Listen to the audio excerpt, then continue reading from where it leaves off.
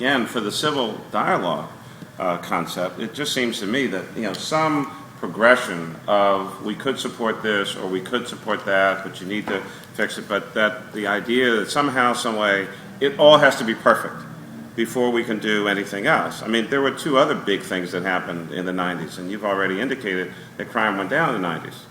Assault weapons ban and 100,000 cops on the street, as supported by the federal government. That contributed to it as well.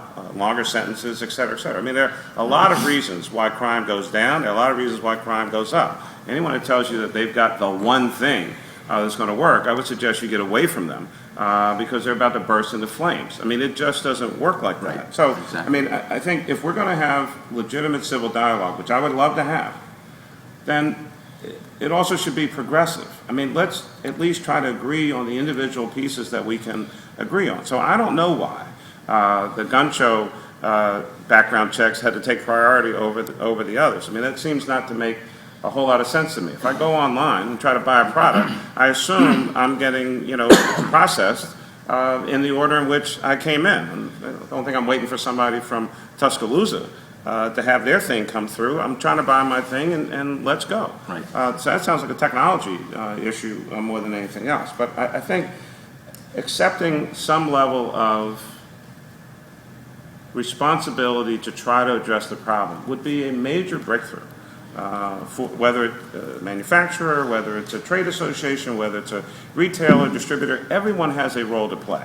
And I think that has led to the kind of dialogue or non-dialogue or emotional response from folks. If it's not us, we're doing what we're doing, we have a legal product, I'm selling it, and we only sell it to law-abiding citizens, and the rest of the insanity that happens out in the streets, that's your problem.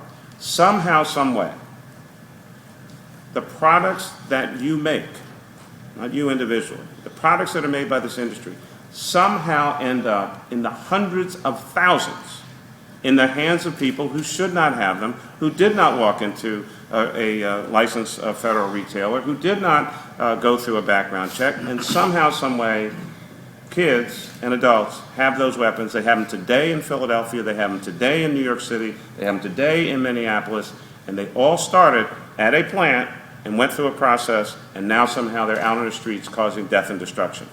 Everyone should be doing something about fixing that problem.